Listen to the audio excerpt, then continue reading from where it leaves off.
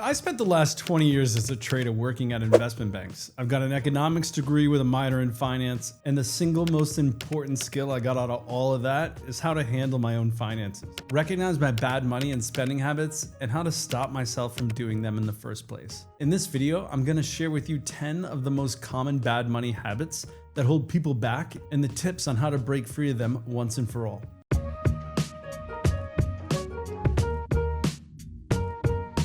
Up number 1, paying yourself last. So I got this from Robert Kiyosaki in his book, Rich Dad, Poor Dad. In the book, he mentions two methods, one in which the poor people's habit, where they pay themselves last. So that means that when you get your paycheck and at the end of the month, you pay off all your subscriptions, your utility bills, leases, and other payments first, and whatever's left over, if anything at all, is actually what you'll try to save.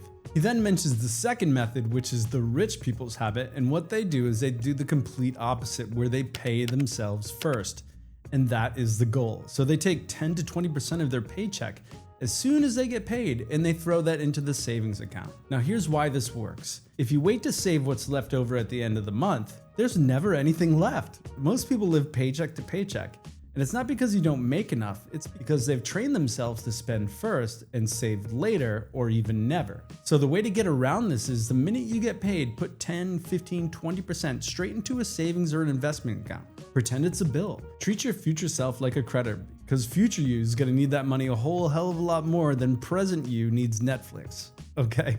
Number 2, living in debt denial. Now, you shouldn't be swiping a credit card for sushi or Christmas gifts or gas if you aren't planning to pay that off at the end of the month every month. That's not reward points, that's denial.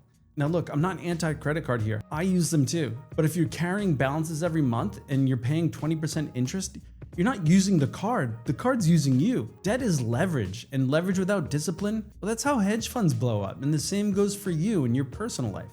If you don't control the debt, it controls you. If you can't afford it in cash, you can't afford it, period. And don't even get me started on buy now, pay later. That's just training wheels for bad habits, a fast track to broke with a smiley app interface. Build the muscle of delayed gratification. It's not sexy, it's not fun, it's boring. But you know what's worse? Drowning in debt you've convinced yourself is just normal.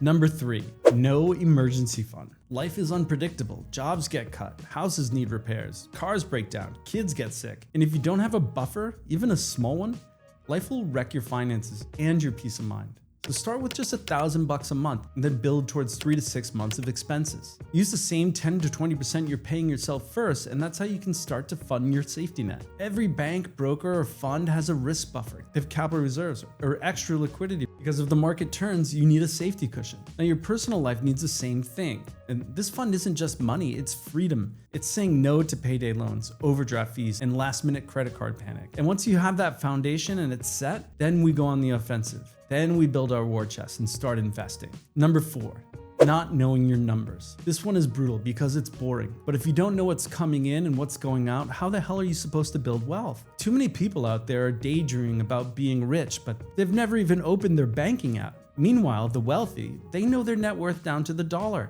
their monthly burn, their income streams, and exactly where every dollar lives. Track your income, track your expenses, use apps like Mint, YNAB, hell, use Excel or Google Sheets, whatever works for you. Knowledge is power and ignorance is expensive. Number 5, lifestyle creep. You get a raise, congrats. Woo!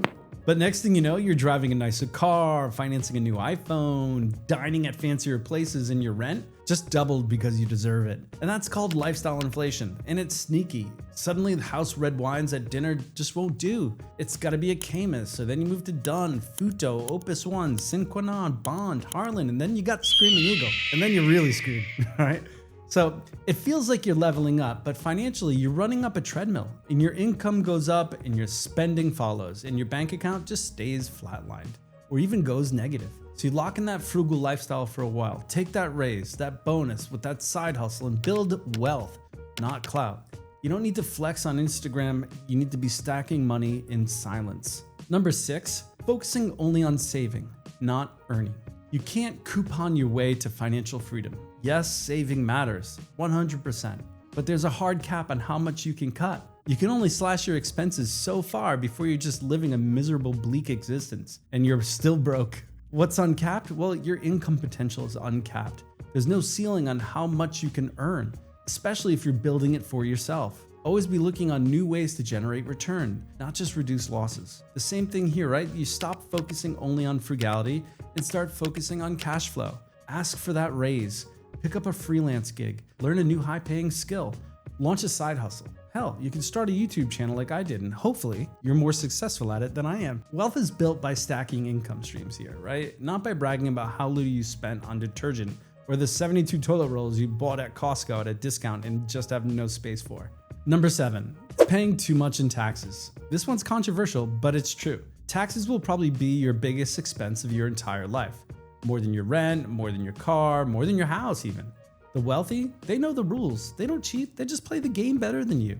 They've got Roth IRAs, LLCs, writing stuff off, real estate write-offs, retirement accounts, business deductions, all legal, all strategic. And if you're blindly paying whatever your accountant says to without knowing the options available to you, you're not paying taxes, you're just paying gratuity. Learn the rules, use the system, legally reduce your tax bill, and reinvest the difference. Number 8 is waiting too long to invest. Now, I've said this before and I'm gonna say it again. You don't need 50K to start investing. You need time. The earlier you start, the more your money compounds. That's the real flex. And I always say this, but it's not timing the market, but your time in the market. If you're waiting for the perfect time after the next raise, after the market drops, after your wedding, after your dog's birthday, or the Patriots win the Super Bowl, you're already behind. What we always say on the trading floor is you have to be in it to win it. Start small, start now, and diversify. Stocks, ETFs, maybe a little Bitcoin if you've done your research. Just stop letting your cash rot in a savings account while inflation eats it alive. Get in there and just stop wasting time. Number 9 is underestimating the small daily expenses. Now, it's not the $10,000 mistake that breaks most people. It's a $6 mistake made 10,000 times. We live in a world of death by 1,000 swipes. So your $6 coffee, yeah, you can make it at home. You can bring it in a thermos. Your $12 lunch, why don't you make tomorrow's lunch after dinner with the leftovers before you go to bed at night? Having dinner and leaving a 20 to 30% tip. I mean, tip 15 to 20% for great service. I mean, I don't know where this came from in the States to think you're such a baller tipping like 30 to 50%. Like, what is going on? I just don't understand it. And you know what? There's times that you can skip the Uber. You don't need to take a taxi. You can get there on a bike. You got enough time. You can walk there. Not too hot. I mean, consider alternatives to taking Uber. Use public transport if it's available. How about that $10 subscription you forgot you had? Go to Apple subscriptions and delete all the ones you don't use or don't need after you like and subscribe to this video. Or that $9.99 app purchase you made for extra gems to fly your paper plane through a valley. You don't really need that. And buying stupid in-app game purchases is ridiculous. Stop doing that. Individually, yeah, they're harmless. Collectively, yeah, they're bleeding you dry. And listen, I'm not here to tell you to skip coffee. It's not the latte, it's the autopilot spending. You do it without thinking. You justify it with, oh, it's just a few bucks here, a few bucks there, but a few bucks every day across a month, that's hundreds. Across a year, thousands. And worse, you didn't even notice it disappearing. And when I was on the trading floor, we tracked everything, every position, every fraction of a percent, like how much things cost to the 4th decimal place. Why? Because little numbers compound. You know that $6 daily coffee? Well, that's $180 a month. That's $2,160 a year. Now, if you invested at 8% over the next 25 years, that's $180,000. Yep, so it's not just a coffee. It's a cognitive choice between what you want now or what you possibly can enjoy later. Number 10, not having clear financial goals. Saying I want to be rich is like saying I want to be jacked while you're eating Krispy Kremes watching Ted Lasso on repeat, right? It's not a plan, it's a fantasy. And one of the biggest reasons people stay broke is because they're chasing a vibe, not a target. They talk about financial freedom, but they couldn't define it if you asked them to write it down. Yeah, you know, like, we just kind of want a Ferrari, yeah. I mean, that doesn't work. You need to have clear goals. Let me break it down like a trader would. On Wall Street, we never just said I want to make money. We had clear KPIs or key performance indicators. We had benchmarks, risk parameters, daily P&L goals. Why? Well, because what gets measured gets managed. The same goes for your personal finances. If you don't have a net worth goal by a certain age with a 1 through whatever number step plan to get you there, well, you're just floating through life and you're just reacting. You don't have a plan. Now, what's a plan? Well, a monthly passive income target. That can be your goal. Try to double it, or maybe even try to triple it every month. You can treat it like golf. It's a game against yourself at the end of the day.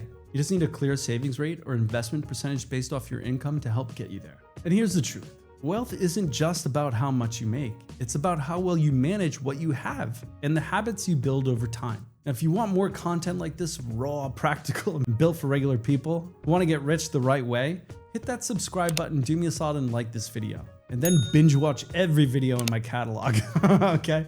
I'm Seth from Monster Capital. Remember, kindness is the rent we pay on earth, so do something nice for someone.